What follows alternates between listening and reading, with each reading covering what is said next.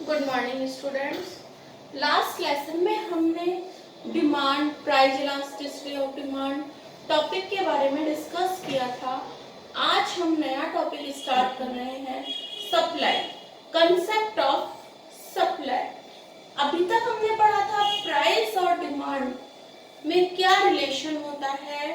Relation between price and demand is called law of demand. आज हम price और supply पूर्ति, जो वस्तु मार्केट में सेल के लिए जो अवेलेबल होती है उसे हम क्या कहते हैं, सप्लाई। तो अब हम प्राइस और सप्लाई के बारे में पढ़ेंगे। What is supply? Supply is the amount of A product that a producer is offering for sale at a given price during a given period of time.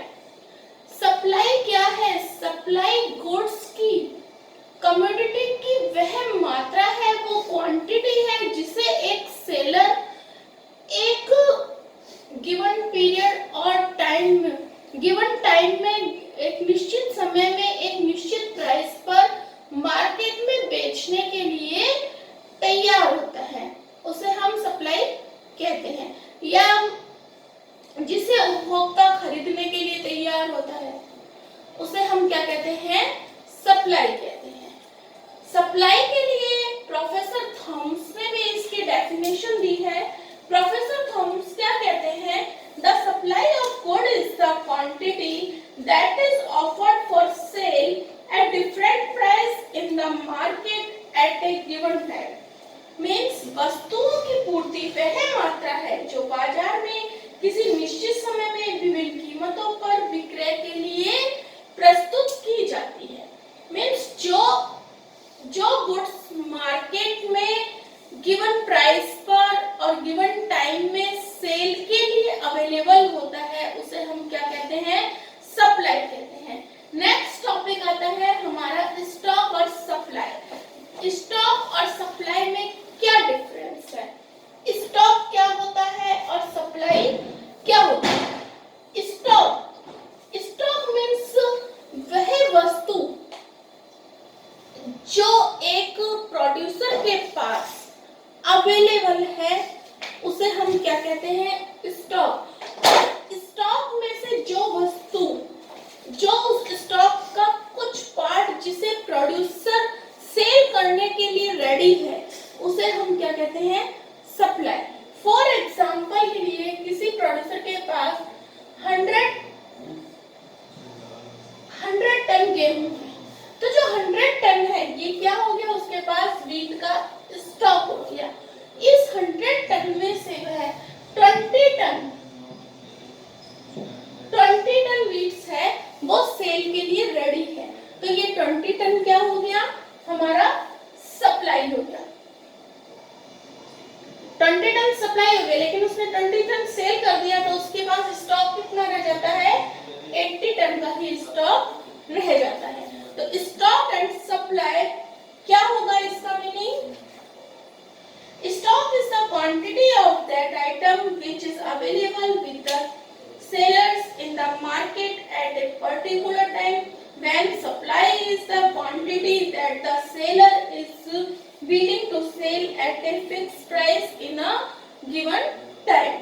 Next important topic आता है हमारा factors affecting supply। हमने demand के भी factors पढ़े हैं कि demand को कौन कौन से फैक्टर्स इफेक्टेड करते हैं, उसी तरह से हमारे सप्लाई को भी कुछ फैक्टर्स हैं जो इफेक्टेड करते हैं। सप्लाई को हमारे ये 7 फैक्टर्स हैं जो इफेक्टेड करते हैं।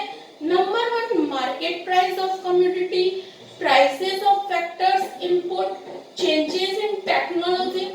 Market price of commodity, market price of commodity, price of factors input, बाजार की, वस्तु की बाजार कीमत, वस्तु के उत्पादन साधनों की कीमत, तकनीकी में परिवर्तन, वस्तु की स्थानापन्न वस्तुओं की कीमत, विशेष अवसर, राइट, परिवहन लागतें और आगतों की